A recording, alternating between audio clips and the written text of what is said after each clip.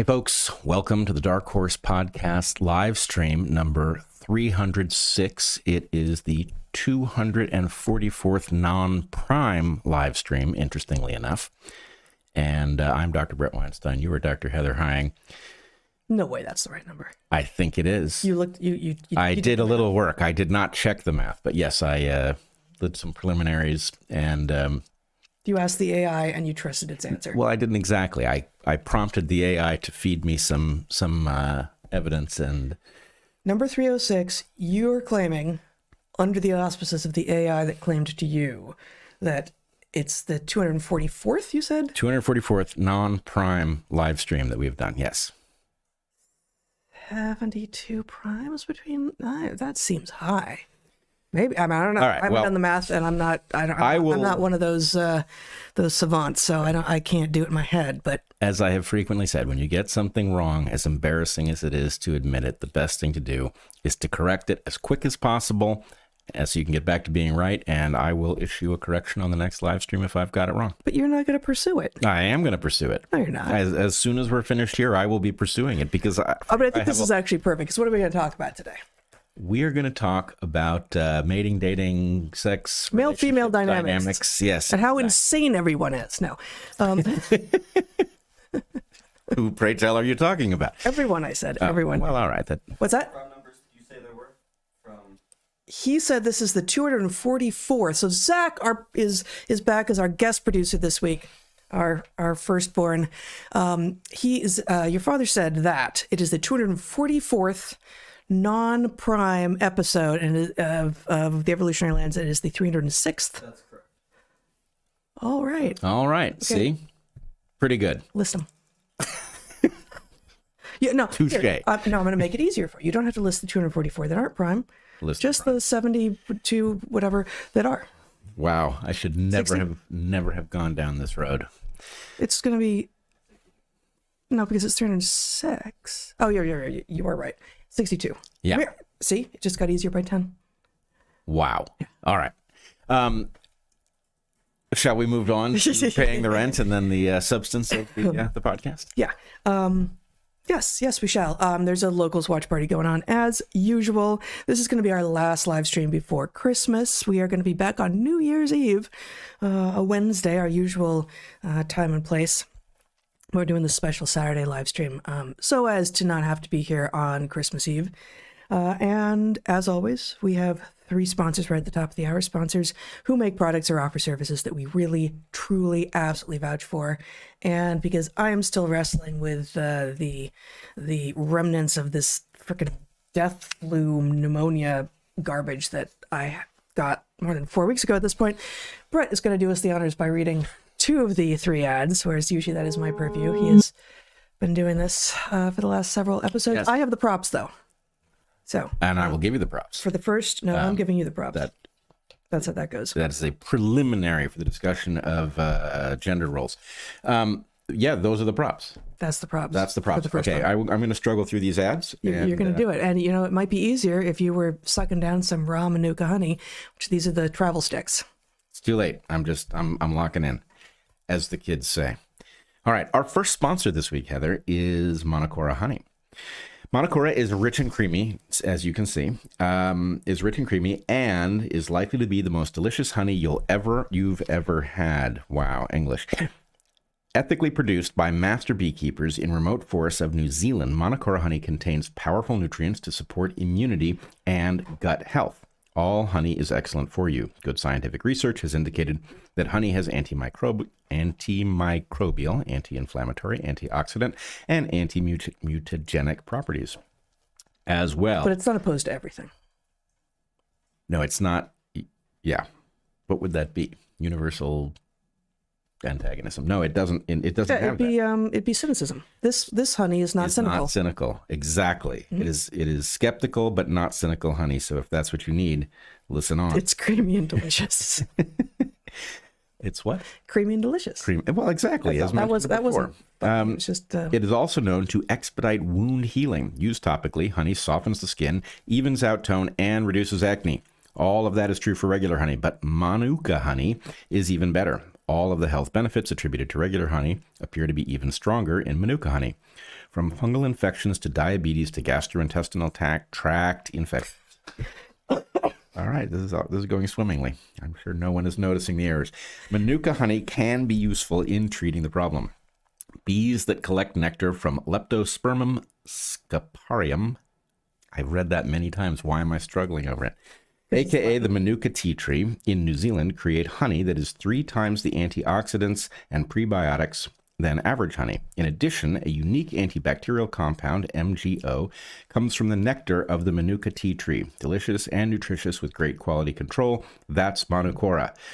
A lot of honey on grocery market shelves isn't real honey. You'll never have that problem with Manukora. Manukora honey is rich and creamy with a complexity in its flavor profile that is unmatched by other honeys. If you're already making the switch away from processed sugars towards things like maple syrup and honey, go farther, try Manukora honey, and you'll be blown away. With Manukora honey, a bit of sweetness that you crave will be satisfied without putting your health at risk. Manukora honey is a game changer, and all you need is 1 teaspoon to get the most out of the amazing bioactives in Manuka. Now it's easier than ever to try Manukora honey. Try Manukora. Head to, that's metaphorically. You don't have to go anywhere, but head over. You could back in. I am locked in. You can back in. That's between you and your God. Head over to manukora.com/darkhorse to save up to 31% plus $25 worth of free gifts with the starter kit, which comes with MGO 850 plus Manuka honey, a Manuka honey jar, 5 travel sticks. See display. This is only 3. We already had 2 of them. Quite true. A wooden spoon and a guidebook. That's manukora.com/darkhorse to save 31% plus $25 worth of free gifts. Do it today. Do it today. Do it today. Do it today. Do it today. All right. You're a terrible salesman. No, both of us hate the idea of sales and are so grateful to our awesome ad broker, Matt, for bringing us amazing sponsors and for being super, super understanding when we, as often the case, say, no, that one's not for us. So the fact that we are reading ads here tells you that we are actually really inspired by these things. But at the very end there, you're like, just do it today. Yeah. You just seem to does not apparently improve your reading. That is what it does not do. Fair enough. All right. Our second sponsor for this episode is Prima, which makes remarkable ancestral protein bars. We've been doing so for hundreds of millions. What that says is we eat M-. Yeah. We've been doing so for hundreds of millions of years. Our diets have changed a lot since those early days, for better and for worse. Real food, M-. Food that your grandmother would recognize as food that she would have served to you from her own kitchen is best. But often our lives and lifestyles mean that we need something faster, something packaged, something that will nourish us and keep us going until the next time we can sit down to another one of grandma's home-cooked meals. Problem is, the available options are mostly garbage. Most of the protein bars on the market are made with seed oils, refined sugars, artificial flavors, and colors. Not so with Prima, the first ancestral protein bar, which has been crafted with many of nature's finest ingredients. Prima is all about transparency. Not only do their products contain no seed oils, refined sugars, or artificial flavors or colors, Prima works hard to source the highest quality, most nutrient-dense ingredients that we have been eating for a very long time. Prima bars have raw honey, sea salt, organic cacao, coffee, coconut, agave, and vanilla ingredients that some of your ancestors would actually recognize. And the grass-fed beef tallow in Prima bars contains fatty acids that regulate insulin sensitivity and are a healthy alternative to the industrial seed oils used by other companies. Prima bars come in 4 flavors: mocha, salted caramel, cacao, and their newest flavor, cookie dough. And here's the really surprising thing. There are 16 grams of protein in every bar, from a special blend of grass-fed collagen peptides and grass-fed whey protein concentrate. Toby, our 19-year-old, worked long days on several farms last summer, often leaving the house well before 6 a.m. and not returning until 9 o'clock at night. Farming is hard work, and he needed to keep up his energy. With our box of Prima bars, when our box of Prima bars arrived, Heather, he took them and he told us, quote, "I found Prima bars very useful while working on the farm because I often don't have an appetite while I'm working, but I knew that I needed to eat. I liked these bars, especially the cocoa flavor. Cacao. You know, I'm going to go and I'm going to study up on which thing is what soon. As they are very high in protein, relatively high calorie, and easy to eat. You apparently got chastised last time for saying it wrong, which is why I was so quick on the draw. Quick there. on the draw. It's yeah, cacao. It is cacao. You're right. Yeah. Okay. If you know what you're going to want. Hold on just a second. And I will say the only reason that Zach isn't also enthusiastic about these bars is that he can't do dairy and there's whey protein in them. So, which, as they say, as you just listed in the ingredients. So they're a fantastic choice. And as long as you don't have a dairy sensitivity. Right. And if you do, you need a no way, no how kind of a bar. But you totally do. Yeah. If you know that you're going to want food on the go and need something easy and transportable, but highly nutritious and delicious as well, try Prima bars. And now, for our Dark Horse audience, Prima is offering 20% off their fantastic bars. Go to eatprima.com/darkhorse to get 20% off. That's eatprima.com/darkhorse to get 20% off. Try Prima Ancestral Protein Bars today. All right. Our final sponsor this week is Crowd Health. Crowd Health is not health insurance, it's better. This time of year, health insurance companies hope that you will once again blindly sign up for another year of overpriced premiums and confusing fine print. We used to do that. Not anymore. Not since finding Crowd Health. Not anymore and never again. Crowd Health is a community of people funding each other's medical bills directly. No middlemen, no networks, no nonsense. After we left our salaried jobs as college professors, we spent years buying health insurance in the marketplace. It was dysfunctional, confusing, and very expensive. As a family of 4 who had health insurance for emergencies only, we were paying more than $1,500 a month for a policy with a $17,000 annual deductible to a company that never answered their phones and had a website that didn't work. Tens of thousands of dollars paid out for no benefit whatsoever. You may recognize this. Many people have had similar experiences in the health insurance world of the United States. I went looking for alternatives, and I found Crowd Health. We have now had 2 sets of great experiences with them. When Toby broke his foot in the summer of 2024, and when I slipped on wet concrete and split open my scalp last summer, both times we went to the ER and got good, but expensive, treatment from the medical staff there. In both cases, Crowd Health paid our bills with no hassle. Their app was simple and straightforward to use, and the real people who work at Crowd Health were easy to reach, clear, and communicative. With Crowd Health, you can get healthcare for under $100 a month. You get access to a team of health bill negotiators. It's contagious. Health bear negotiators. Actually, health bear negotiators. If you had a the bear fun on people your at team, Crowd Health are health bear negotiators. Yeah. there are very few people ready to stand up to a bear. Yeah. But here they are at Crowd Health. You get access to a team of health bill and bear negotiators, low-cost prescription and lab testing tools, and a database of low-cost, high-quality doctors vetted by Crowd Health. With Crowd Health, you pay for little stuff out of pocket, but for any event that costs more than $500, like a diagnosis that requires ongoing treatment, a pregnancy, or, in the case of our family, a couple of accidents, you pay the first $500 and they pay the rest. Seriously, it's easy, it's affordable, and it is so much better than health insurance. We can still hardly believe it. The health insurance system is hoping you'll stay stuck in the same overpriced, overcomplicated mess. And this year it's even more complicated because most of the Affordable Care Act subsidies are expiring, which means your prices are going to be even higher. Meanwhile, Crowd Health members have already saved over $40 million in healthcare expenses because they refuse to overpay for healthcare. We refuse to overpay for healthcare, and so should you. This open enrollment, take your power back. Join Crowd Health to get started today for $99 for your first 3 months using code DARKHORSE at joincrowdhealth.com. That's joincrowdhealth.com, code DARKHORSE. Important reminder, Crowd Health is not insurance. It is better. Opt out. Take your power back.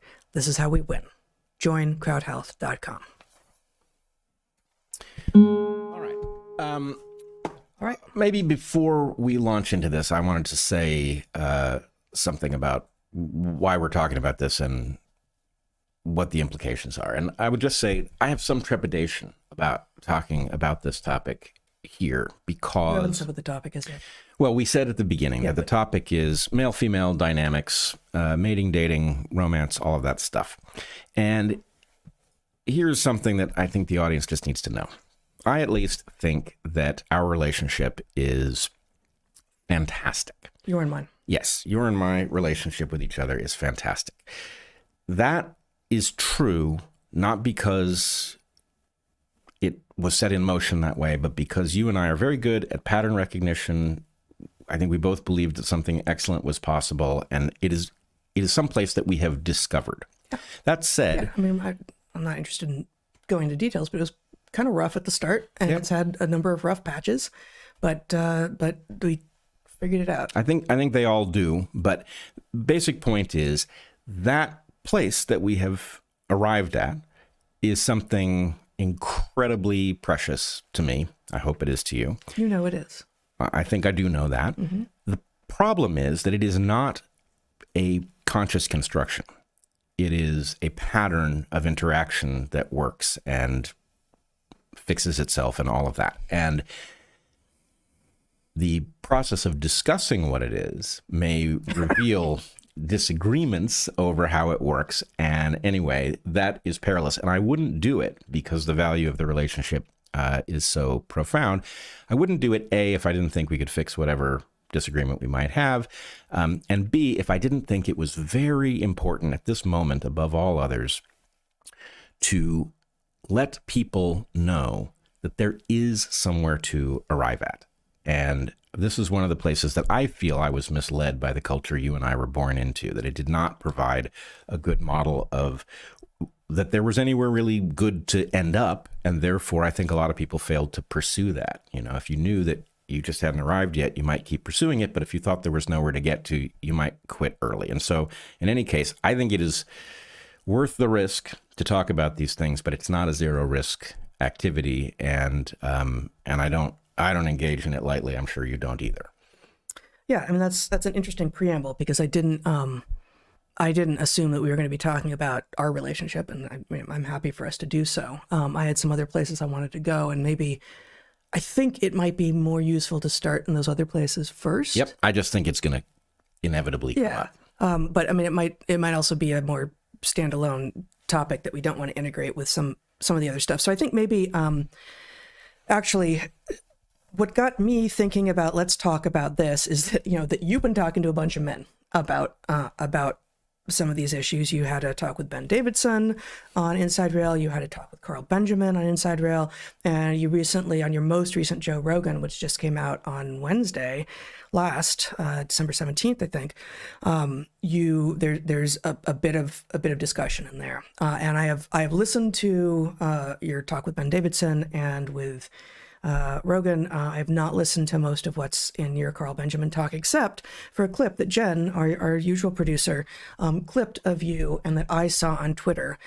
And I think maybe, Zach, if you would just show that clip of Bret talking, of you talking on your own podcast, but this is just you in conversation with Carl Benjamin. I don't like saying this at all, but I nonetheless, it's ever clearer to me. I see signs of life amongst young men. I see them beginning to recognize what they lost and trying to find their way back. I'm not sure back is where they want to go, but trying to find their way back because it was better. And I do not see this amongst young women. I see a lot of doubling down on these notions that turn out to have been devastating. And there's a sense that those notions are entitled to be right, that these ideas are so beautiful that surely if we just put our foot on the accelerator, sooner or later we will get to that utopian place. And I'm frustrated that women are not recognizing the predicament that has been created. I'm not looking for fault finding.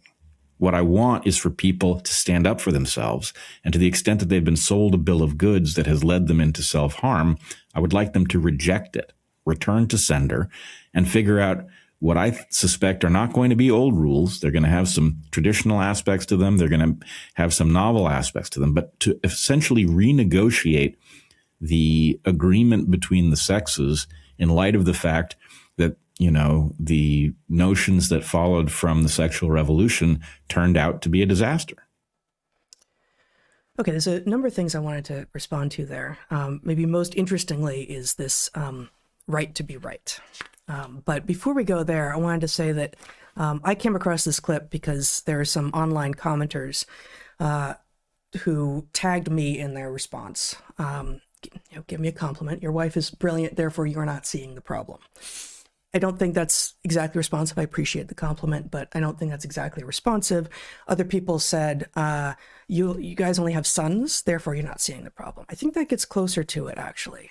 Even though there's a little bit of truth in, well, there's certainly a lot of truth in, I was pretty much always gender nonconforming, and that points to some female atypical ways of understanding the world that because you've been with me for a very long time may make you less, you may just run into or understand less what a lot of men are interacting with in relationships. That said, I think there's a sampling bias in your claim. We used to have, until a little over 7 years ago, regular access to the minds of young people of both sexes. And it really did give us insight. And by chance, we actually basically taught the millennials. That we started teaching right as the millennials were going to college, and we ended teaching just as Gen Z was rising up. And so, and we had a lot of non-traditional age students. So we had some Gen X, we even had some boomers, and we're Gen X. But what we saw when we had regular access to young people of both sexes, and because of the unique pedagogical model of Evergreen, we got to know at least some, and often many students very well every single quarter that we taught, was that you in particular had a number of friendships, professional relationships, faculty, student, but also that became friendships because we did know these people so well and we were in the field with them for a long time, specifically with young women who were saying, I'm interested in good, honest relationships and I cannot find it. I am not interacting with men who are interested in anything like that. They're just interested in doing, what we have called and what you call on Rogan, men, the strategy that is the least honorable among men. So I don't know that those women don't still exist. I suspect that they do. I suspect that just as it was true when we were seeing such women in our classes, when we were professors, they are less likely to get online and talk about their predicament than are men who are fed up and frankly now overgeneralizing about an entire population of people, and those are the people you're more likely to run into, men because you're male, and you're also more likely to run into the people who are being active and a little bit crass and fed up and embittered by the situation. So I do think there's a sampling bias. Well, hold on. But I also see that there's a problem. So maybe I'm not saying exactly what came across in that clip. I'm not saying that young women don't see the problem. A lot of young women do, and part of what I'm responding to is there's a genre, and the sample that I see is filtered by the fact that it's being propagated mostly on Twitter where I see it. But there is a genre of women reflecting on the fact that they do want a relationship and can't find it in spite of, and then they list the characteristics that should make it happen. So I am seeing that. It's not that I think women believe that what they're doing is working. What I don't see is a willingness to self-reflect on their contribution to the problem. And I certainly see many men who are also not self-reflective. And in fact, there are two threads about how each, sees the problem that is being caused by the other. In fact, they may actually see the problem that's being caused by the other, but very much like a dysfunctional relationship, it's very easy to see what the other person is doing wrong and to imagine that that is the problem. Exactly. And not see your own role in the dynamic. And if you have self-reflected and see how you are behaving or have behaved in a way that is destructive of the goals that you claim to have and actually do have, and are working to change them, you are either not going to be able to honestly put online, this is the problem that I have because it's me and this is what I'm doing, because you're actively trying to change it, or you can't see it. So like the lack of self-reflection isn't itself evidence that it doesn't exist. The lack of self-reflection on social media is not itself evidence. Well, what I do see a lot of, and have seen probably for the last 10 years, is women who held similar beliefs to what I'm calling young women are currently believing, who then age out of this and they realize somewhere in their 30s that actually I'm on a trajectory that doesn't go to any of the places I thought I would end up. And so I've seen, I've had some friends radically alter their lifestyle and become religious to join a community of people that has a set of rules that actually results in something. So that clip is dependent on the word young with respect to women. I don't see many young women figuring out what their role in this dynamic is. I see more young men willing to do it. But I also see a pervasive pattern that I would describe as the behavior of men and women in this dysfunctional dynamic is causing men to become unsympathetic to women and women to become unsympathetic to men. And that is very hard to recover from.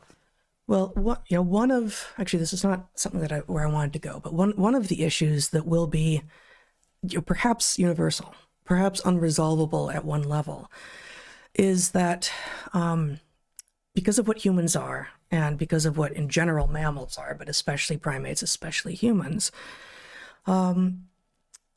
traditional routes to power within relationships accrue early for women and early in life for women and later in life for men. And wisdom takes time.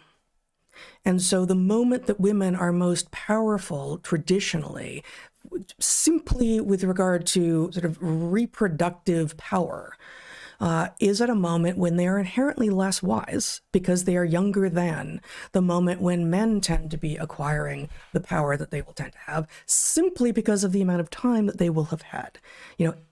18 to 25-year-old men, may be at their prime with regard to their physical attractiveness and their strength, but they don't have the kind of sort of power in relationships, their ability to wield stuff in the world with regard to relationships that older men do, and the inverse is true for women. And so that is something that is just, there's not going to be any getting around it. And so when you have male commenters in their 30s and 40s who are now finding themselves, with the ability to attract younger women, being, disgusted or embittered by younger women's lack of similar view on the world, like, well, you know what, there is value in being age matched, not just because you have all the same cultural checkpoints, but because you actually have similar amounts of wisdom in the world. And yes, that is not going to be as appealing for some older men who aren't already pair bonded. But you're going to have to accept some real sacrifices if you insist on chasing women who are inherently not wise because they are so young. Yeah, I think this is true, and it is, it's basically a train wreck in slow motion. Yeah. That becomes, as I think we've seen this in many of the dysfunctional features of civilization of late, where the pattern in question creates a reality to the accusation that was leveled when it wasn't true. Right. Yeah, right. And totally. so actually, could you show that tweet I sent you, Zach? There's a tweet that represents a comment that I again and again hear from different men when I post about this topic. Do you have it, Zach? Wow. Can you embiggen it?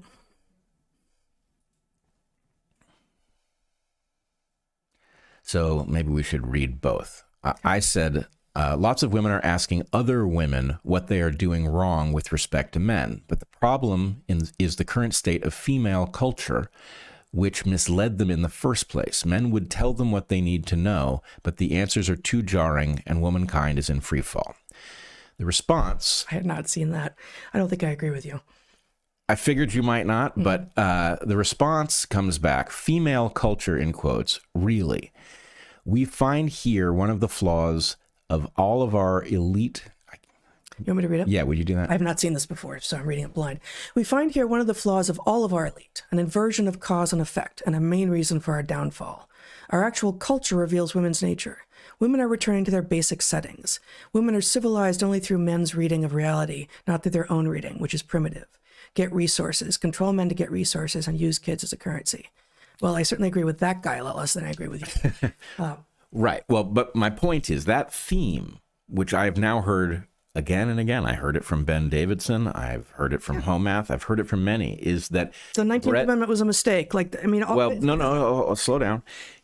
It's, you don't get it. What is happening is the revelation of the reality of women is emerging, right, and that you are responding to a creature that does not exist, and you're not understanding that the actual creature has simply been brought to the surface. And so by that same logic, is the apparent epidemic of men trying to choke their partners in bed a reveal of man's true nature? I don't think so. Precisely. Like, does it exist? Yeah. Are there gross and disgusting men out there? Of course. Are there gross and disgusting women out there? Of course. Do they manifest in almost entirely different ways in most cases? Of course. So it's this overgeneralization again. Well, okay, it's overgeneralization, but part of what's happening here is that generations are short and the culture changes, and then you grow up in the context of whatever particular slice you exist in. And so you have only this to draw on, and it creates an impression. So I don't remember, I sent you a couple clips, Zach. One of them reflects this, but the idea, let's just take the effect of pornography as a market good. Okay. The market feeds people porn because it makes money. In order to compete in that market, there is a tendency to go into every taboo, especially violence, because it's the only way to distinguish your product from everybody else's, which creates a developmental environment in which violence is rampant with respect to sex, which means that people are interacting with each other out in society, and then they take each other home, and they find, women especially are going to find men violent in bed because it's their developmental environment is heavily influenced by porn. And it suggests to them that the civilized nature of men that they encounter out in the world is an act. And what's being revealed when you close the bedroom door is the reality of men. It's not true, or at least it hasn't been true, but it has been made true by a mundane dynamic, which then just gives them the sense that, the reality just happens not to be in view, but we can see it. Yeah. And you see that on your recent Rogan as well. I guess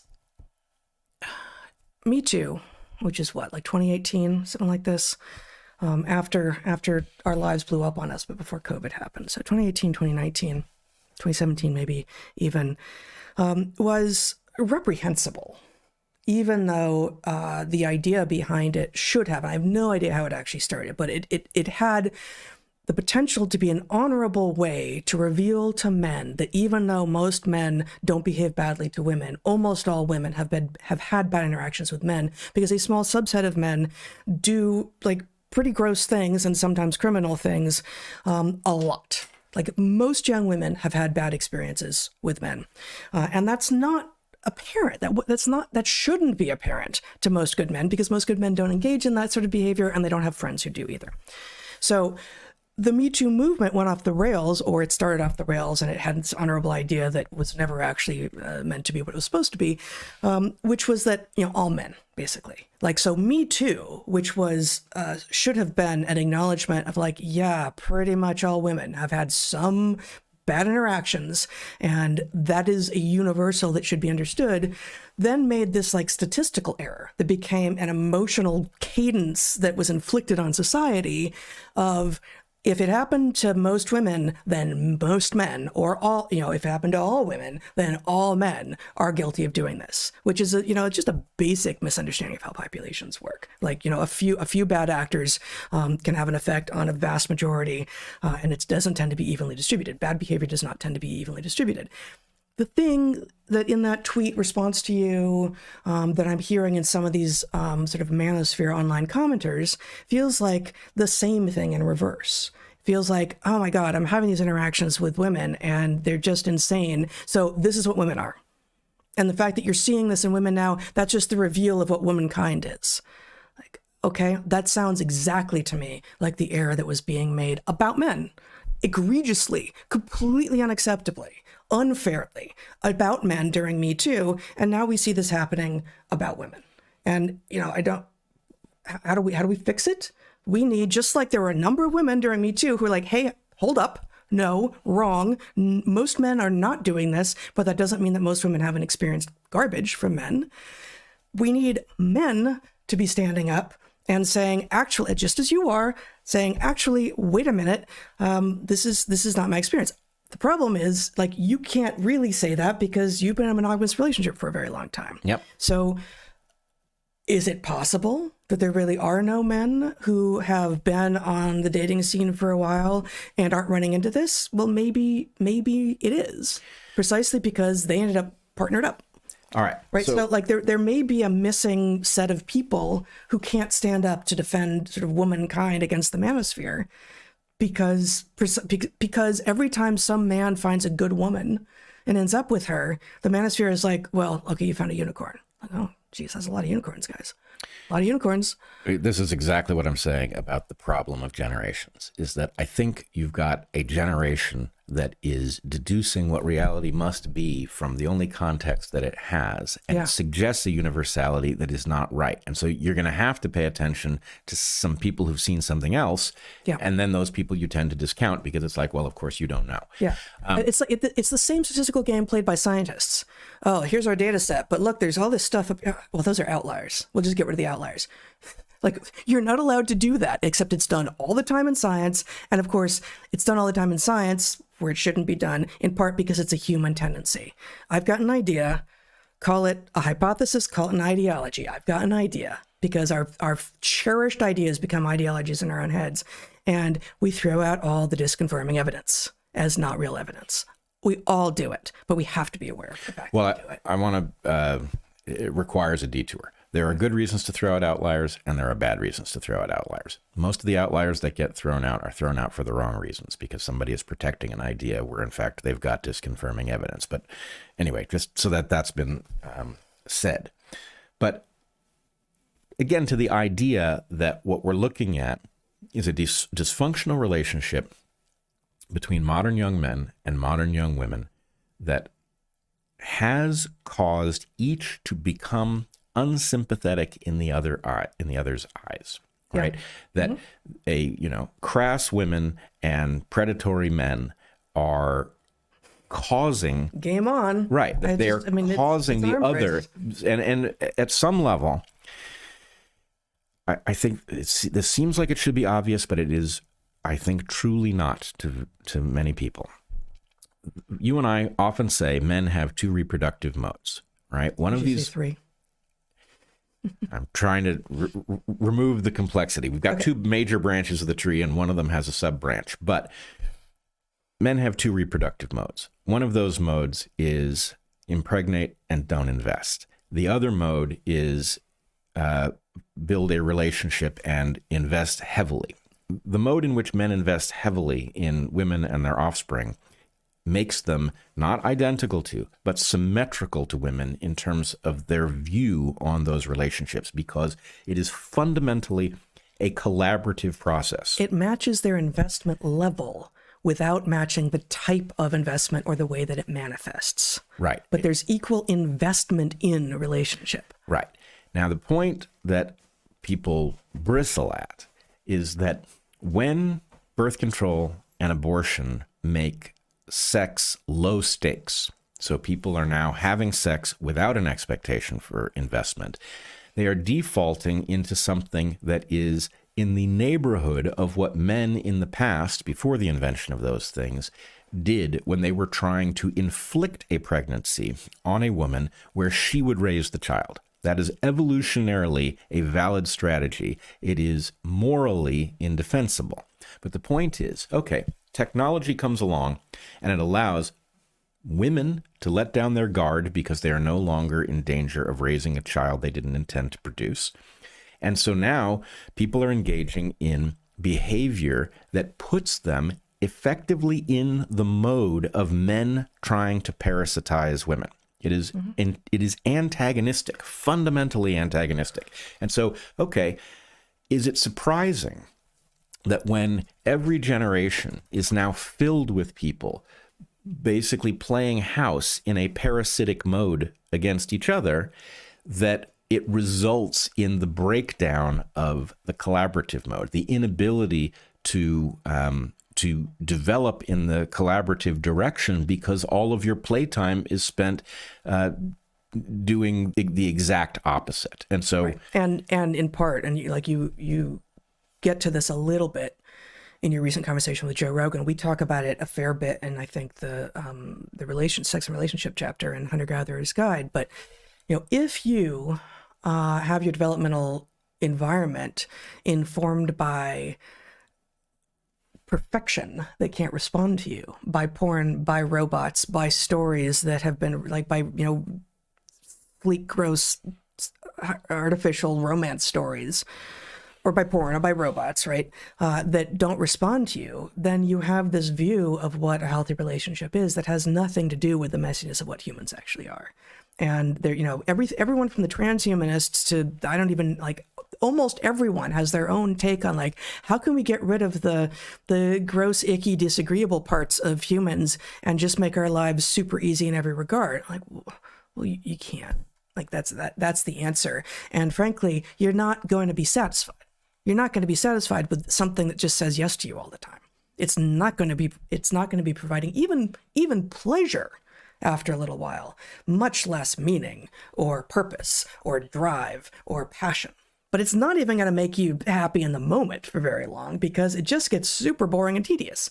The thing that just says, yes, I'm sure I can give you an orgasm. I can clean your floor. I can it's just not that interesting. Oh, it's right? It's not interesting at all. And Yeah. it's the exact analog of the hyper concentrated, sweet, salty, fatty, thing that you pop in your mouth. Right. So, we do keep buying chips. We do keep eating cookies. It's as again, we say Hunter Gatherer's Guide, it's fast culture. It's fast food. It's fast sex. It's junk everything. And yes, we do keep grabbing for it.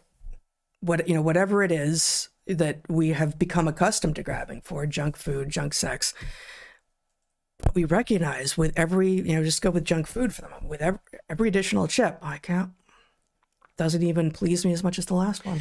Yeah, but I don't even think I think you're being, you're simplifying too much because wise people, all of them, have a carefully controlled relationship with those concentrated goods, right? And, there's lots of stuff that would taste good that you don't even look at in the market when you go in there because you understand that that's not good for you. It doesn't enhance life, that it gives you a burst of some reward, and ultimately it robs you of more reward than it gives you. Well, that's true for you, and that's true for me, and I believe that's true for our children, but I don't know if that's generally true. Well, I said it's true of all wise people. And I don't know that that's widespread. I don't know. I'm not saying it isn't. I'm just saying I have no idea. I have no information on this front. Let's put it this way. A lot of people don't have it under control, but everybody is aware of the hazard of junk food. Mm-hmm. And so anyway, we don't have to detain ourselves there, but the point is wisdom is, I would argue, effectively synonymous with delayed gratification. There is something much better that you can attain if you're willing to put in work now, suffer now, whatever it is. And this landscape is no different than that. But just as a couple involved in a dysfunctional relationship where they have become antagonistic to each other has a very hard time getting out of it because the game theory doesn't support it. If you're each trying to extract something from the other because the other is an irritant to you, then the impulse to be nice to the other person is a vulnerability. So it's very easy for people to fall into a relationship from which they cannot escape, even if those same two people could, if they started from scratch, get to a relationship that wouldn't be producing that dynamic. And I don't think it's terribly surprising to find out that an entire generation is caught in this codependent, broken relationship and can't escape because of what happens to the individuals who opt out, right? If you have a generation of young women behaving in this way, a young woman who doesn't behave in this way has a hard time getting the attention of men because men's attention is preoccupied with the women who are behaving as if they're willing to raise offspring without investment. Now, of course, that's not what they're doing, but the point is that captures men's attention. It means that a woman who opts out does not find herself wildly successful. She finds the opposite. She finds it hard to get attention. And because the game theory makes this happen, it seems to me that you would need a movement to establish rules that everybody within the movement was held to, so that there were enough people opting out together that something functional became possible. And I am surprised, but I don't think I've seen that. I've seen people embracing religious modalities because it at least, has some connection to some system that worked in some way. I don't think they will work because the fundamental dynamics have changed, but having something that has existing rules is adopting something with existing rules that's prefab is a lot more likely to work. Yep. Than creating something from scratch where you haven't even met most of the people who you want to be joining the group, and so when are the rules being created and who's deciding what? I don't even know how the agreement that you're talking about could possibly come into being. So it doesn't surprise me at all. I think it is clearly one of the reasons that people are finding religion now. And if we were to, so I don't think, because religions are ancient, and I don't consider things that were just founded religions. I think they're cults. They may evolve into a religion. But because religions are ancient, and therefore the rules were written for a world we don't live in, I don't think those rules will just simply work. However, I could see them working as a kind of trailhead.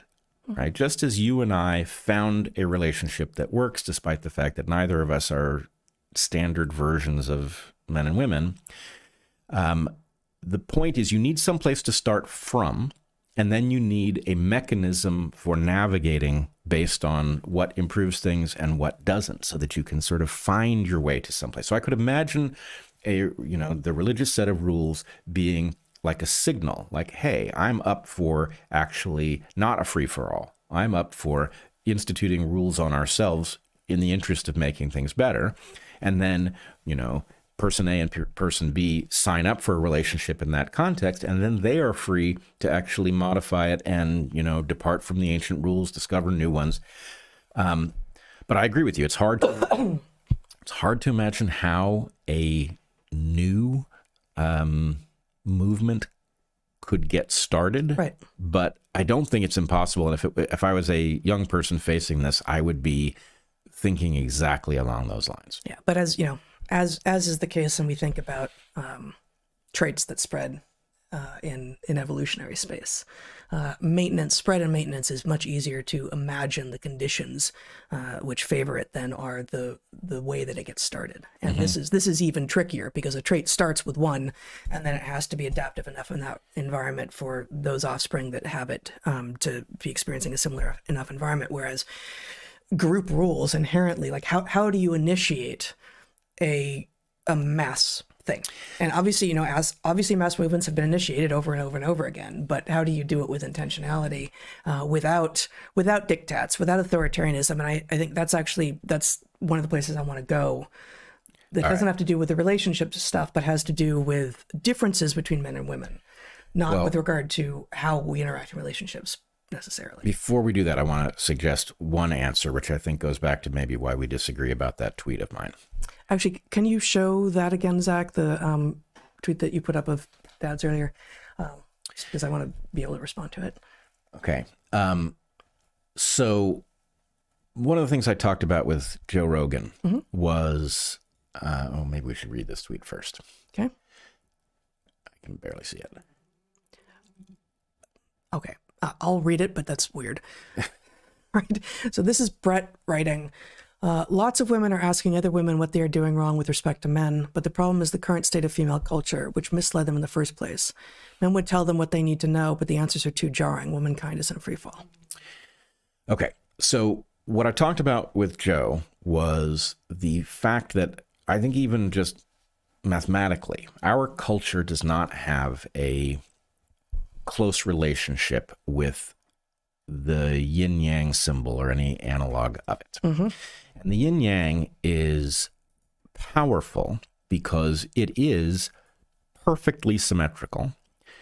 And while being perfectly symmetrical, it's not symmetrical in any of the simple modes that we are used to, like an identity across a line or something like that. It is a description of complementarity. And the fundamental nature of male and female is complementary, and the revision that is going to happen because we don't live in the prior world will also have this nature. It will have a complementary nature.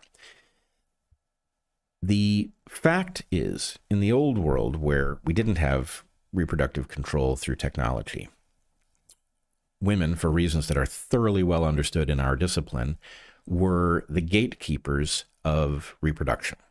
They were choosy, and they were choosy for a reason because inherently female investment in offspring is greater, and forcing men into symmetrical offspring investment was part of the deal. And so the answer to your question, I think, is that for such a movement to get started, women would have to set a standard that they adhered to. That the reason that I tweeted what I did about young women is that I don't think that if you are female, I don't think you're born with an understanding of the power to shape that landscape game theoretically by not rewarding men for behaving in a parasitic way. Well, but okay, a couple things. I feel like I played a little bit of that role for my female friends when I was young, who were like, why am I not attracting men? I was like, because you're being ridiculous, right? You know, because you talk about your clothes when the one you're interested in walks by, instead of being your interesting, creative, you know, analytically fascinating self that I know you to be, you become a shell of yourself. I'm like, oh, well, that's what men want. No, it's not. And if it is, then you don't want those men, right? So they're, yes, women forever, just like men forever, have been confused about what the other thing wants. But also, I feel like that's a strangely naive position, game theoretically. Women just need to set different rules. Well, when they do, you know, some young women always will simply have options no matter what. I think that's still true. That was certainly true when we were young. You know, my problem was not that I couldn't get men attracted to me. My problem was I would just like to be friends with some of these people, and it's different. You know, it's harder to hold them off. So there are always going to be some women in that position, I think, in culture. That said, the idea that some women can simply opt out of the current game and get men in general to change what they're doing, they'll just go to the women who aren't opting out. Well, but which is what we're seeing. No. And it is exactly what I remember you hearing, because you had more of these conversations with female students than I did. We were talking about different stuff with the students, and you had a number of these conversations with female students back, 8, 10, 12, 14 years ago. Granted, different population, millennials mostly, but many of these young women at the time were frustrated that they were doing that. They were refusing to sleep with guys on the first, second, third date, and they were finding men going like, well, fine, I'll find it elsewhere. Right. And that's what I said before about an individual woman cannot opt out. However, I do believe it is possible that women, if young women were to recognize that they are involved in a self-defeating pattern that will result in them in their 30s discovering that the thing that they thought would someday emerge won't, that they could say, look, here is the set of minimum requirements that dictate whether or not you will get any interest from us. And those requirements would not look like the stuff that I see them posting about, oh, he needs to be at least 6 feet, he needs to make X, Y, and Z, right? The point is setting a standard that has to be met actually does work if a group of people do it together, because this is what I was saying before about many young men are receptive to the idea that they are involved in doing something wrong. Many young men are recognizing, for example, that porn is harming them. And so were there some group of women who established, who, But do you think all young women know each other? Like, how is this fictional group of strangers going to agree on rules? Through the internet. For one thing, you could have... it's not a terrible answer. It's not a terrible answer. You could have, for example, a dating app that wasn't like the current ones, in which communities could establish, hey, here are the rules for this community, and you can either agree to these rules and enter this community, and then this group of people is potentially accessible as mates, or here's another group that has a different idea about what the rules ought to be, but at least some sort of experimentation in which you could discover that you don't have to enter into this dysfunctional relationship where you're going to view your partners as, despicable or disgusting or dangerous or whatever. And I'm not saying it's simple, but I do think it's plausible. So I do want to get to the stuff that I find most interesting here is differences between the sexes that are earlier than the stuff we're talking about. Okay. But before we get there, because something you just reminded me of, you and some of the guys you've been talking to and what you're seeing in what you're calling and other people call the Manosphere, feels to me like maybe not inadvertent, but what else are you going to do? Cherry picking of what some women are posting. And so, you've been on some of this sort of drumbeat for a while, like, great. Now, all these young women are, enforcing minimum height requirements. Yep. I have never seen any of those. Now, you and I have very different, online presences, and I mostly try not to be online at all, but I don't see that. I see some of the things that you say that you're not seeing, but I think that it may be impossible to correct for the sampling bias, but Zach, could you show that clip? The tweet that I sent you just before we started, which is a response to the clip of you talking to Carl Benjamin that we started with, and this is this guy. Yeah, so this is hard to remember. Let's make it a little bit bigger. Open up the image. So when I went and found, it's still a little bit hard to read, so I'm going to try to interpret it here. Actually, maybe if I can go to it. I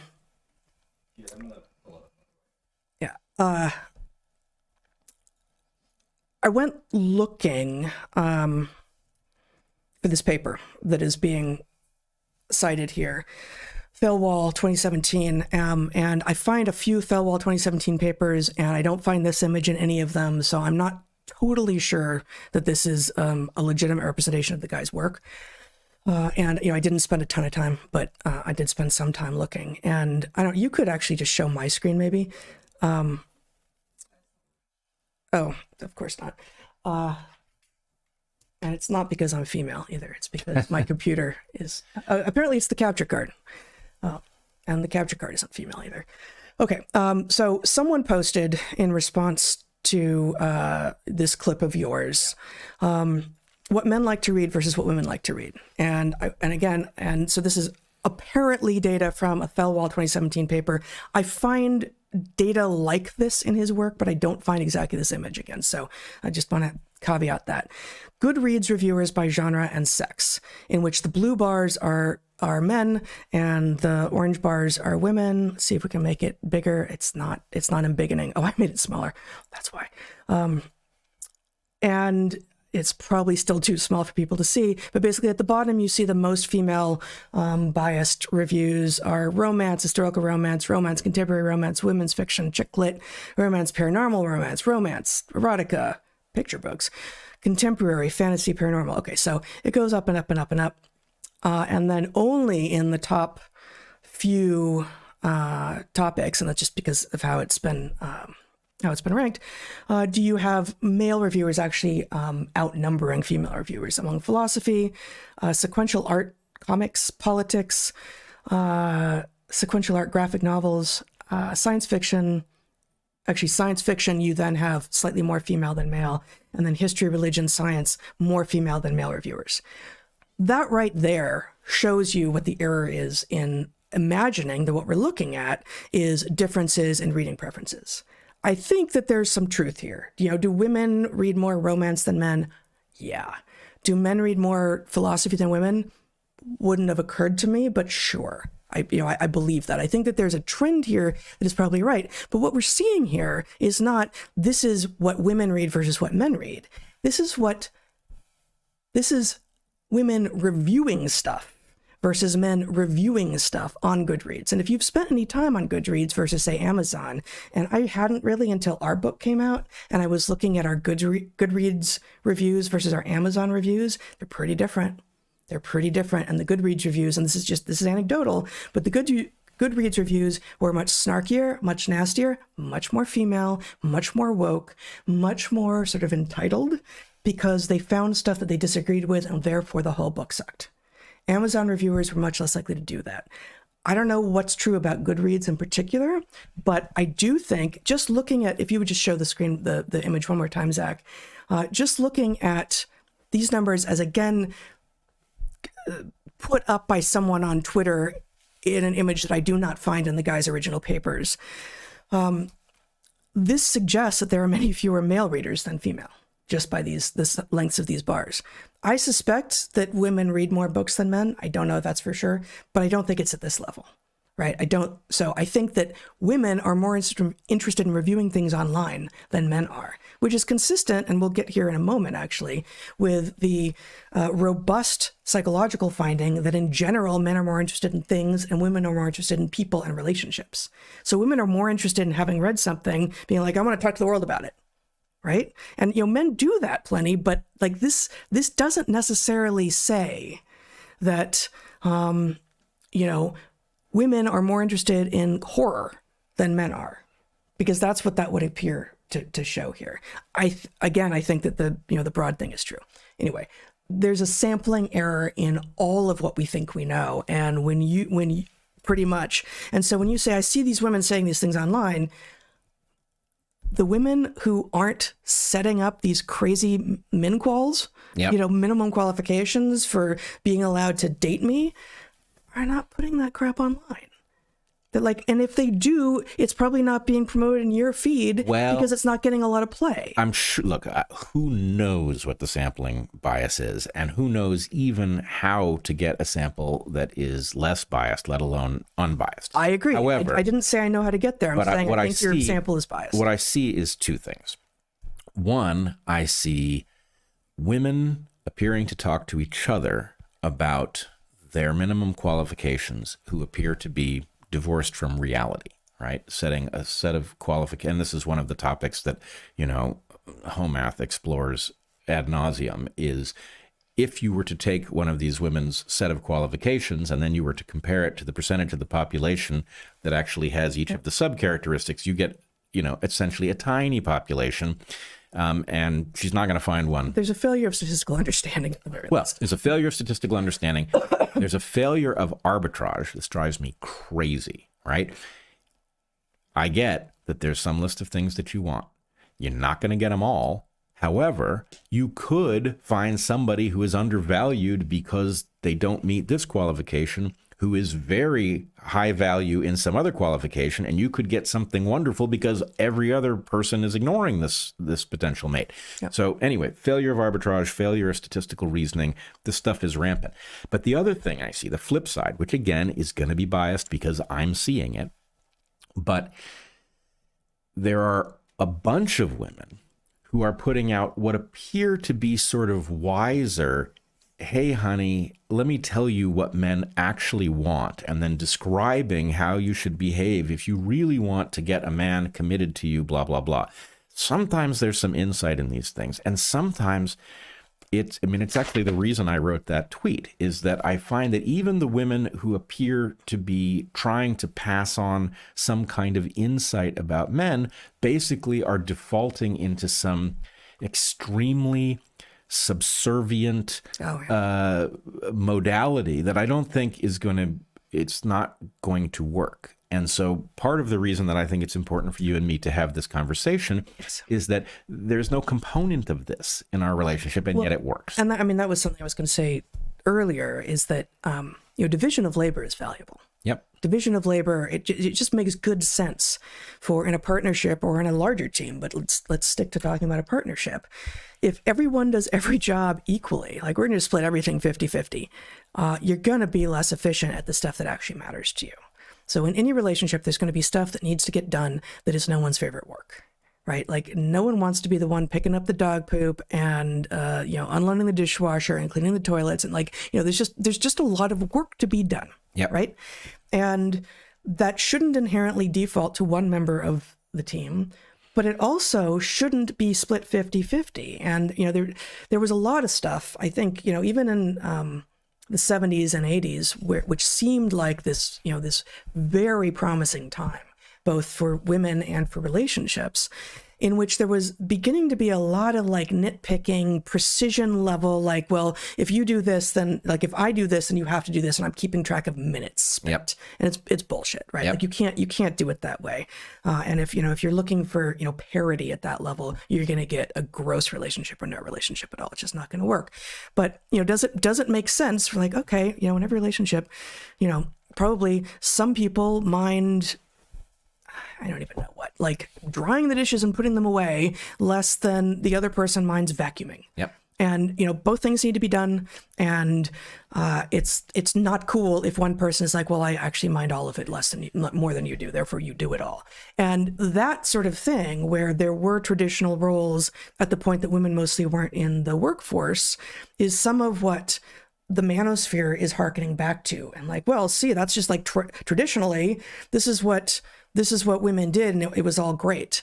And we are not saying the division of labor isn't important, but the way that labor has been divided in the past is not the only way to divide it. It's not the only way it's been divided across cultures. I've talked about this, a Provost and Murdoch paper from the early 70s a lot. It's this anthropological review from 1973 back to a whole bunch of pre-industrial cultures that were looked at by anthropologists across 50 activities that people engage in and the gendered nature of them. And what's most fascinating in this work that I find, that I've talked about over and over and over again, is there are a lot of activities that in some cultures are highly gendered and it's only women who can do them. And in other cultures, it's highly gendered and only men can do them. Weaving, net making, ceramics, things that are actually important for those cultures in order to live their lives as they are living them. And it makes sense not to have everyone just kind of doing them.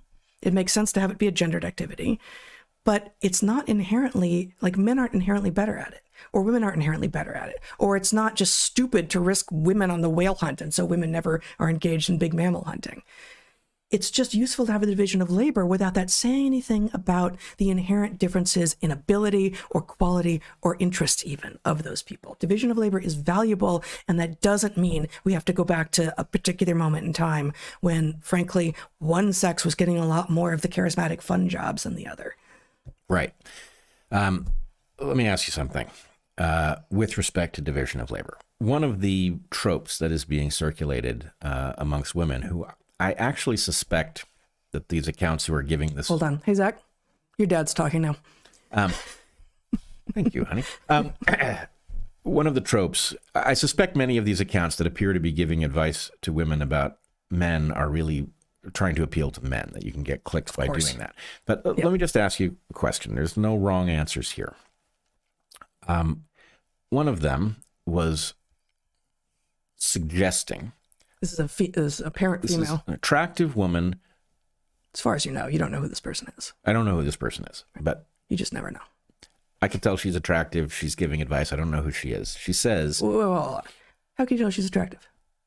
Because the picture she put up is of an attractive woman? It's a video, so it could be AI, but I know it's not. Okay, oh, it's a video. Okay. Yeah. So she's giving advice, and the advice she gives includes, look, if you're my man, I don't want to see you doing dishes. I don't want to see you operating the vacuum. I don't want to see you doing laundry, right? Yeah, that's not to women. These things That's to men. give women the ick, right? Now, my sense is, I just don't think this is true. And, I'm not saying there aren't things on that list. I think if I was coming home and bursting into tears, it would have an effect on, you would view me as pitiful and not manly, and that would be bad, right? But doing the dishes isn't in that category. Right. And yet it sounds like a piece of, it sounds like good advice. And I know why it resonates with men. It's obvious why it resonates with men. I mean, it's to men.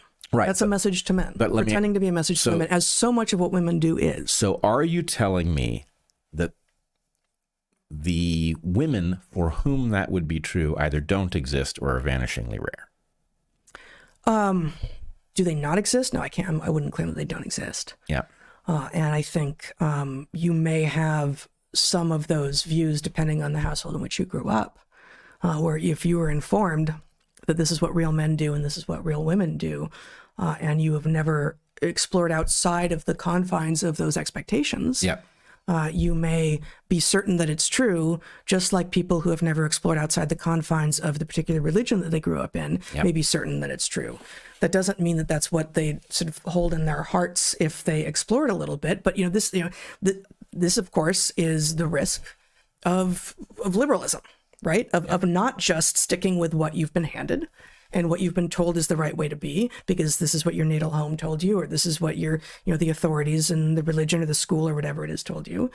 Being exploratory, being open is, are traits that are more likely to be found in people who then break with tradition. I mean, that's so obvious, it's circular. Yeah. Right. Are there women who would be creeped out by their men helping keep the house clean? I guess. I haven't met any. Yeah. But then, that's going to be a sampling bias. Yeah. Right. Those aren't the women I hang out with. Right. Yeah. That's what I thought. So, I mean, actually, this that is a decent segue to talking about sort of some differences between men and women, because I don't think things are all fine, right? And I do think that both you and I have a real deficit in terms of access to young women and how they're thinking and what they're doing in a way that we never did. Like throughout our adult lives until Evergreen blew up, we always had access to so many young people. Yep. As our own boys were growing up, that we, was it a weird subset, people who chose to go to Evergreen? Of course. But it was actually a really diverse group of people in a lot of ways. And we just don't have that anymore. True. So I know that I don't know a lot in this space. However, the thing that you said in that first clip we showed in your conversation with Carl Benjamin, the idea that women, you were saying, feel that they have a right to be right. And man, this resonates very strongly, as you know, because we've talked about it all. This, I think, is more likely among women than men. It's a hallmark of grievance thinking, of victim thinking, of DEI, of political correctness, all of which are sort of permutations of one another. When we were in the 90s, when we were at the end of our college careers, it was political correctness, and now you call it DEI, and it's woke, and it's finding the victim, finding the ability to be a victim in any interaction is part of what that is. And it's not exactly the same as the right to be right, but there's something very, very related there. And we ran into this just separately. This isn't just about sex differences. Like, we ran into this teaching evolutionary biology, right? Like, we'd have people who were offended in advance by what they knew evolutionary biology was going to say to them about sex and race and all this stuff. And of course, evolutionary biology doesn't actually say most of the things that people think it does. But they were so upset in advance, and they felt that their being upset meant that thing couldn't possibly be true. my level of antagonism to the idea can render the reality changed, right? It's a failure to believe in actual reality. It's postmodernism, right? It's my feelings can override facts. My social beliefs can change physical reality. This is much more likely to be present in women than men. And I think that this is related to another well-established, well-replicated result from social science, which is that among the big five personality test, which is one of the more respected ones, maybe the most respected test, one of the personality traits is neuroticism. And the result that is robust and replicated often is that neuroticism, agreeableness too, but neuroticism is a trait that is routinely higher on average in women than men. There are certainly men that are higher in neuroticism. There are women that are low. All of the usual population level exceptions for those of you who don't understand statistics. But women in general are more neurotic than men. And so what is neuroticism? It's basically the tendency to experience negative emotions. Things like anxiety, sadness, irritability, what else do I have here? Moodiness, emotional instability. I think that is related to this right to be right thing. Like if I can't have the thing, then everything is wrong with the world, and that can't be the case. I will say that neuroticism, uniquely among the big five personality traits, I don't understand it. I find it difficult to comprehend, and I find it's one of the least attractive traits that I can imagine in people. I just find it incredibly hard to be around. It drags the person next to the neurotic person down. And this is a thing that I think many men won't recognize. When I start talking about neuroticism and I say it's the tendency to experience negative emotions like anxiety and sadness and irritability and moodiness and emotional instability, every straight man out there is like, oh yeah, I've been there. Oh boy, it was my boss, it was my partner, it was my sister. Like, oh my God, right? I've seen it. And boy, is that a pain in the ass. Women experience this a lot too, including women who really detest it as a trait, in which I am including myself. And of course we all have our moments. Of course we all have our moments, but many women in relationship with other women require that you jump into their neuroticism with you. And I know men have experienced this, but with women, the goalposts are different, and yes, they're always moving, but they're also the stakes are incredibly high. If you don't take an invitation to be neurotic along with a female friend or acquaintance or whatever, the best response that you can get from another woman is bafflement. Like, what are you even doing here? Like, what is happening? The more usual response is anger and competition. And men don't get competition with other women, with women the same way, right? Like you'll get undermined, you'll get all sorts of game playing. But the competition that women will enact on other women, especially when they refuse to play the games, and especially when they refuse to go down the neurotic road, is insane. Women are dealing with this too. Neuroticism, I think, is one of these things that if we could root out, and a lot of it's developmental, I know this, but walking away from those scenes is often impossible if you are to retain any relationship with that person at all. They do not accept it. Women often do not accept other women refusing to go co-neurotic with them. And they're like, then we're enemies. Then we're sworn enemies, and game on, and I will destroy you. And of course they won't if you're just like, I'm just not playing. Can't we just do all of this thing that we were doing and not be neurotic together? They don't put up with it. So that is a thing that I don't think I've ever experienced that with a man. And granted, male-female relationships, male-female non-sexual relationships, of which I have many, don't go that way, right? Male-female relationships, be they sexual or platonic, you will often find things going weird this way, but female-female relationships also do. And I think that men, as they're navigating the sexual landscape, assume that they're having these unique views on the crazy that women can manifest. Like, oh no, oh no. Most of us have seen this and would also like out. And I think I have some hint. I think I have a little bit of an idea as to how to help these women. It may be too late for some of them, but I think I have a little bit of an idea. And, well, here. Remember that meme from a while back where if you hand a guy a thing that does a thing, he does the thing? Right? Right. Yeah. And if you hand a woman a thing, well, I do. You did this to me, and I immediately, Of course you did. I mean, they did it because, like, why wouldn't you? You hand a guy a thing that does a thing, like tongs or a drill or a top, and he does the thing with it that it does. And the meme is you hand a woman a thing, and she's like, yeah, I'm holding it now. Right? So it's true that, on average, men are more likely to be into things and women are more likely to be into people and feelings and relationships. Okay?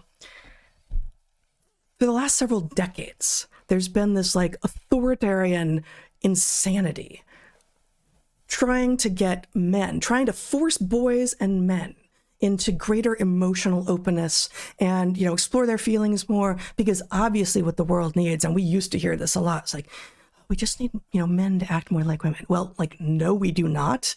But compared to, say, the dudes in Mad Men, like, the men portrayed in Mad Men, would some of them have made better decisions for themselves and those around them if they had been a little bit more in touch with their feelings and a little bit less bottled up?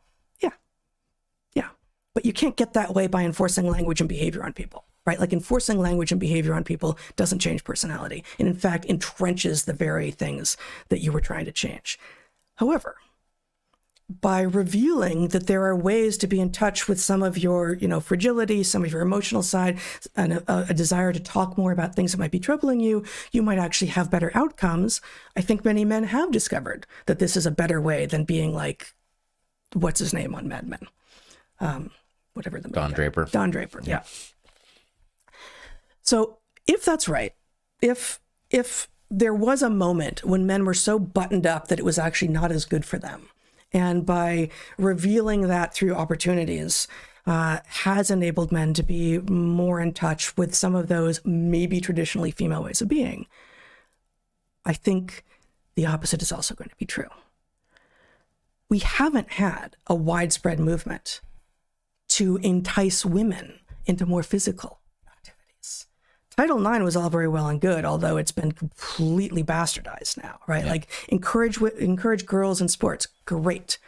But so many girls and women are totally happy not having any physical relationship with the world. Not when they see tongs, wanting to, like, whoa, what does that do? How does that manifest in the world?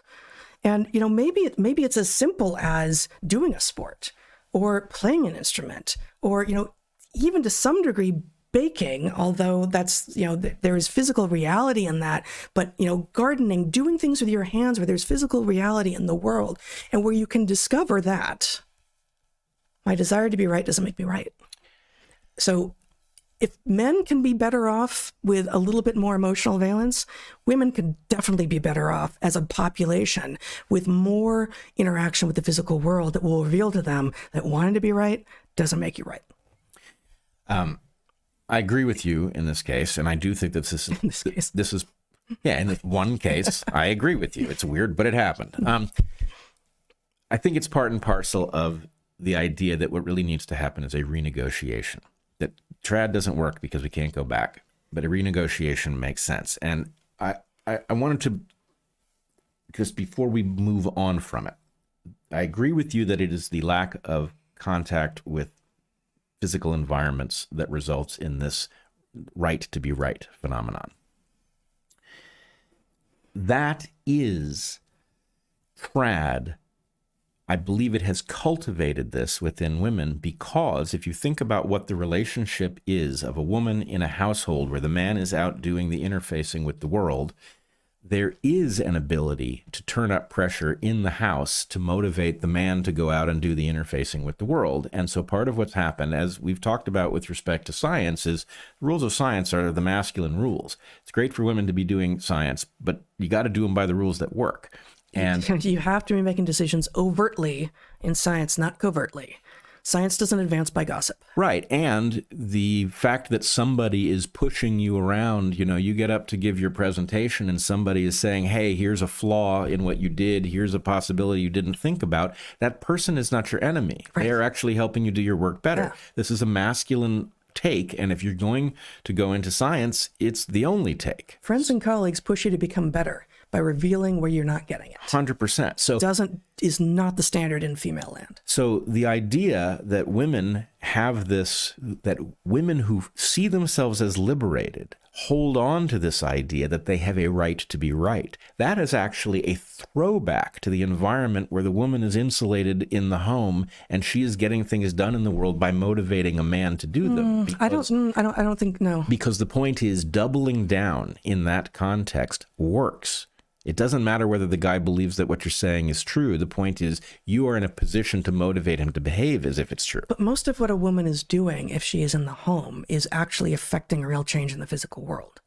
Like, especially before so many of the modern, labor and time-saving devices, there was a tremendous amount of real physical action taken by women that were changing things in the real world. Right, but not at the level of belief. And that's what I'm getting at, is that it is strange to think you live in a universe where you can ratchet up the pressure and the universe will eventually allow you to be right. That is a relationship dynamic. That's not a contact with the physical world dynamic. Yeah, I guess I don't know to what degree that really ever existed. And I mean, I think this is true of the trad fantasy in general. I think there was, a larger than previous or since number of families in the United States in the 50s post-war who, reflected the sort of Don Draper, Mad Men lifestyle with regard to the family at home. But I don't know that it was even ever a majority. Maybe it was, but it certainly wasn't super common right before then during the war, because wartime changes everything. And it quickly became not the standard since. So to some degree, and it's the same mistake over and over again. We see this with regard to paleo diets. Oh, well, it's just like there's a moment in history where we ate like this. Like, well, I guess, but we've had all this history. Why are you picking that moment? There's a moment in history when it looked like that, and boy, was that good for us. Yeah, like maybe it was good for people like you, and how do you know you would have been one of those people like you? It's like the dudes wanting to be in a polygynous society. It's like, are you Genghis Khan? Or are you one of the many people who don't get to mate at all? Right. Still, I'm not quite ready to let this go, because I think that, the child who throws a tantrum in the supermarket to get the thing, right? They level a kind of social pressure that the parent can't withstand because it's embarrassing to have your child throwing a fit. And so they give in. There are relationship dynamics that look like that. And so the point is, it looks like somebody who is doubling down on something because it results in a change in the universe. That is a human-to-human dynamic. It is not a human-to-world dynamic. And so my point is, what feels liberated, what we saw in wokeism, the threatening people into admitting things that weren't true, right? Mm-hmm. We live in a white supremacist society. No, we don't. Right. We elected a black president twice. Mm-hmm. It's not a white supremacist society. But if I say that, bad things are going to happen to me, so I'm going to admit that we do. That same dynamic is a dysfunctional human relationship dynamic. And the fact that we are seeing it, which fits perfectly with how I described the response, the "don't hurt me" walls. Right. Don't hurt me. 100%. So the point is, human dynamics. And it's Václav Havel's Greengrocer. Human dynamics are not like physically rigorous environments. Right. And so your point, which I agree with exactly, is that women need contact with these physical things. I do think sport was a great one, but it was too isolated. Yeah. Right. You need. And it's never going to be the majority.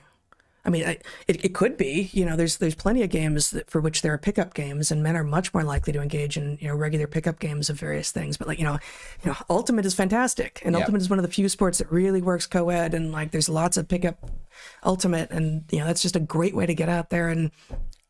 But what it isn't is played consciously. And I think what we're talking about is that these beliefs, these explicit beliefs that aren't true, but that women behave as if they have a right for them to be true, are conscious in nature. And what you need is engagement with an activity that upgrades your conscious understanding that, in fact, I'm trying to remember what the quote is from P.B. Medawar, who said something along the lines of 20th century biologist. Nobel Prize winning, great biologist, British guy. said something along the lines of, you will be surprised just how little influence your belief has on what is true. Right? Yeah. Yeah, go ahead. You said, just to go back to Ultimate, because if I'm not playing it, at least I can talk about it. Sure. I don't know. Yes, the game itself isn't conscious, but if you're playing man-on defense, if you're playing man-on-man defense, the lining up before the point is conscious. Yep. And that reveals, I played enough, as you know, that, and mostly co-ed, that it reveals who actually isn't living in the physical universe, because there would often be someone, a new player, who was not going to be able to match up with the best player on the other team. You'd be like, I'm fine, we're good. Like, no, that's bad for everyone. That makes the entire game less fun for everyone, and he's going to score a point against you right away, and then so we're just going to lose. Like, that's not good. So there is a conscious moment in every single point where you have to sort of go like, oh, okay, who am I? Yeah, I think I'm going to be a better match for her, or actually I'm going to be a better match for him because I'm a strong player and he's new. Like, whatever it is, right? Well, I would be remiss if I didn't point this out.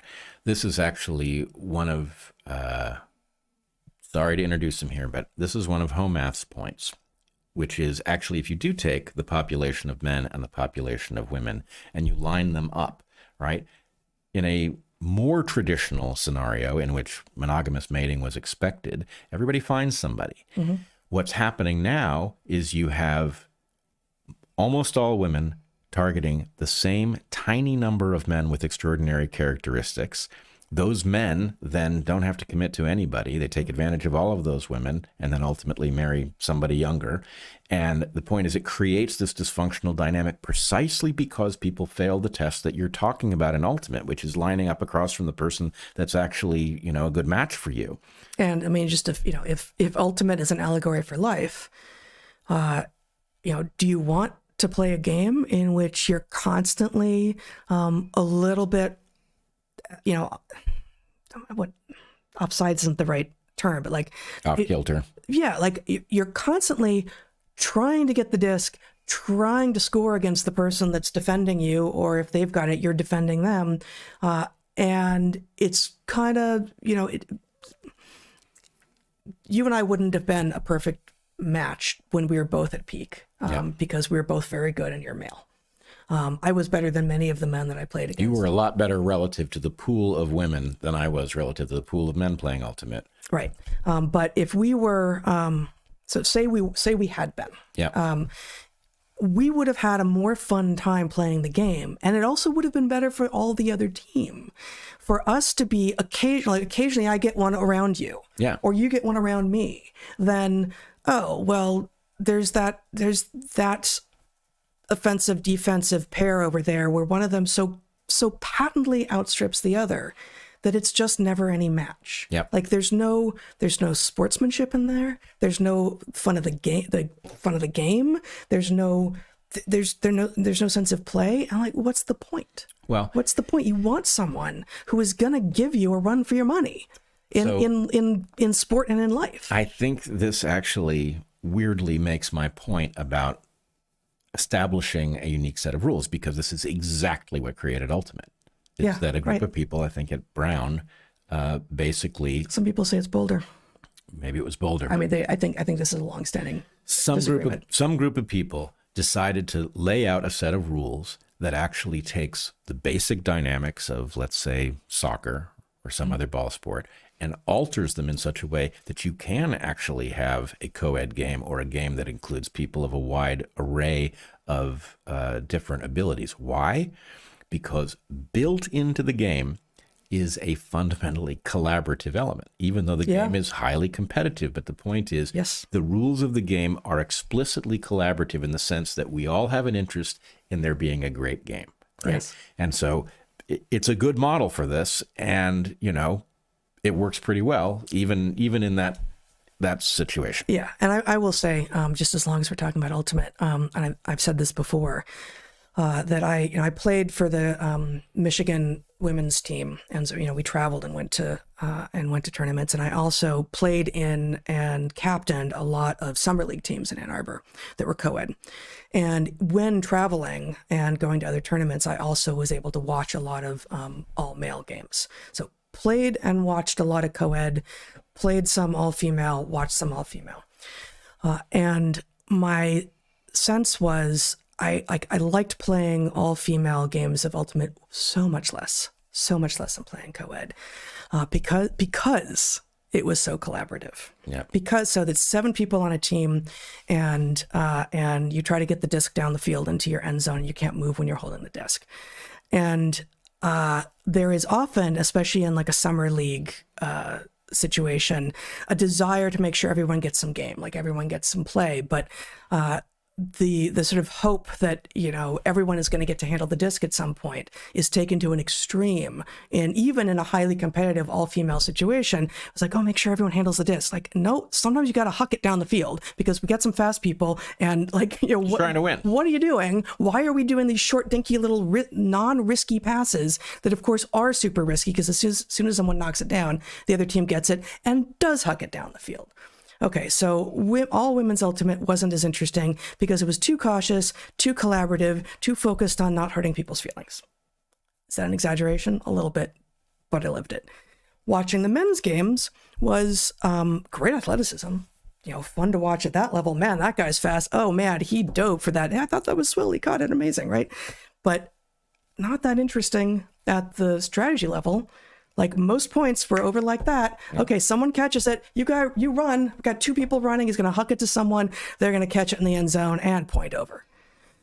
Whereas the co-ed games have the best of both worlds. Yep. They've got the best of both worlds, right? You have the long passes, the focus on athleticism, the speed, the diving for crap that you'd had no business diving for, and somehow you from the mud you're holding the disc, and you have the interest in not having every point be the disc is touched by 2 and only 2 people, and as a result, the game is just fundamentally more interesting, less predictable.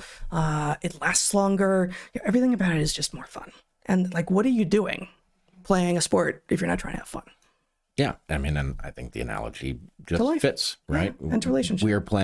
We in Civilization are playing a very dumb romantic game that is not very rewarding for anybody, obviously. It's amazing how much dissatisfaction there is.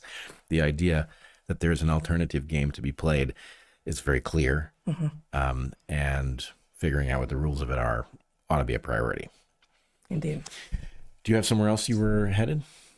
I want to mention a book before we sign off for today, but I think there's a lot more to say here, but I don't have anything else that I need to talk about. I'm sure we will return to it. Okay.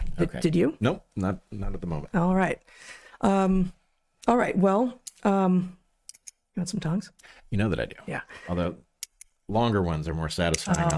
I love these. I mean, this is a beautiful piece of design, actually. Mm-hmm. Yeah.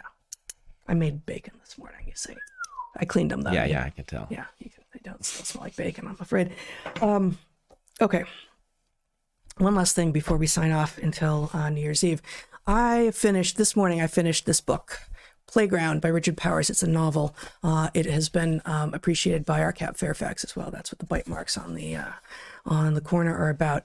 And he published it in 2024. He's also written a number of other books, including Overstory, which is also a great novel. I don't want to say too much about it. It is extraordinary. Highly recommended novel, broadly about friendship, the oceans, AI. I mean, really extraordinary. Takes place in part in the mind of a sort of AI tech overlord, and in part in the minds of his friends who have come to live on an island in the middle of the Pacific where one of them grew up, and has incredible biological descriptions of, in fact, some organisms that I didn't know about before, and just staggeringly good. Richard Powers, Playground. Cool. Do you know if there's an audio version?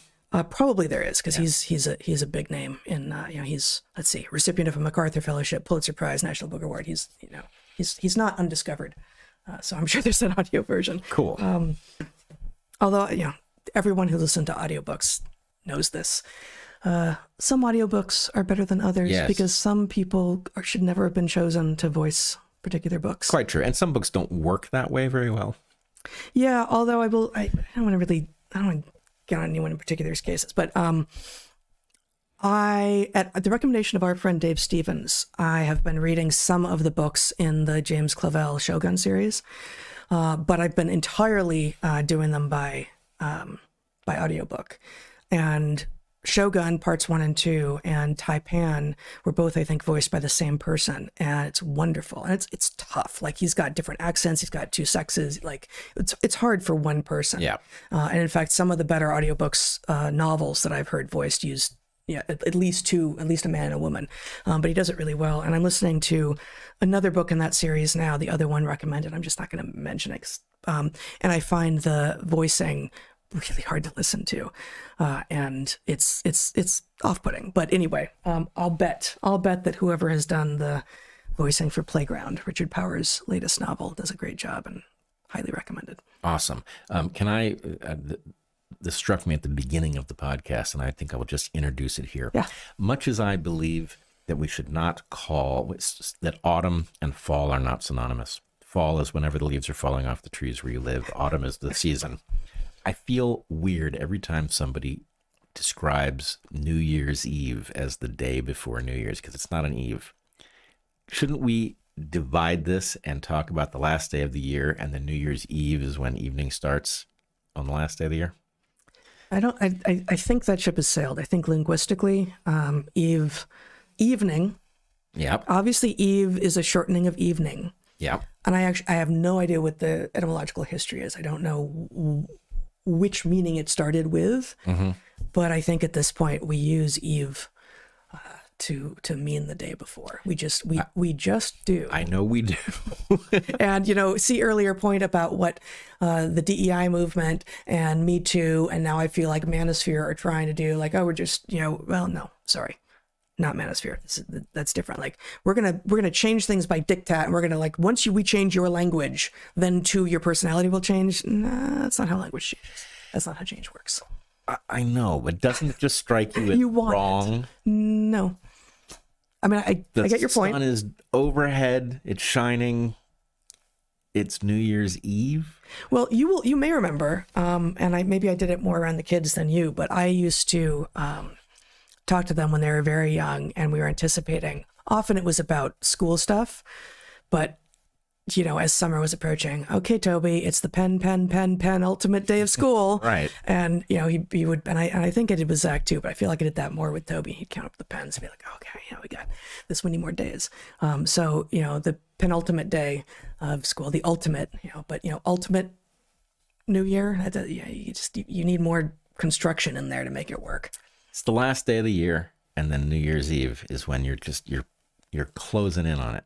We're going to be here on New Year's Eve, right in the middle of the day. At night? We've never done one at night. I know. All right. Well, now you know where I stand. Apparently, Heather does not agree with me, but anyway, we will work it out. This is not going to be sufficient for a divorce. No, this is not divorce worthy. This is 20% divorce worthy. This is not anywhere. 20%? Oh, we may be closer than I thought. A lot closer. No, it's really not worth fighting over. I would just surrender on this one if I had to, which apparently I do because you and all of civilization agree on this. No, I mean, I don't. It's not mine to decide. I am telling you, it's not yours to decide by virtue of the fact that all of civilization agrees with you, and I'm the only person who holds this position. No, by virtue of the fact that language change doesn't work that way. Okay, all right. Many before you have tried. Let's put it this way: I will get over it. Will you? If not this year, then next year. I don't think you will. No, I will. Okay. Mostly. Okay. All right. So we had 3 awesome sponsors at the top of the hour. They were Manukora Honey. These are some travel sticks. Prima, awesome Prima protein bars. And I have no prop for crowd health. But man, well, the fact that you and I are... We are sitting here. We are not impoverished by the fact that we are paying thousands of dollars to insurance companies that are practically criminal in their negligence of people's health. So Manukora Honey, Prima, and Crowd Health are great sponsors this week. And check them out if you haven't. Check them out. Check out this Rogan. I think there's a lot of good stuff in it there's a lot of stuff in it. There's a big evolutionary section at the beginning where I deploy some new stuff that I think if you've ever worried that the Darwinian explanation isn't sufficient, you will be intrigued by it. And then there's a lot of other stuff, including a bunch of stuff about sex, gender, relationship stuff. Anyway, check that out. The Carl Benjamin episode, that's also worth checking out. And we'll be back on New Year's Eve, right in the middle of the day. If that was even a thing, but okay. Until you see us next time, be good to the ones you love, eat good food, and get outside. Be well, everyone.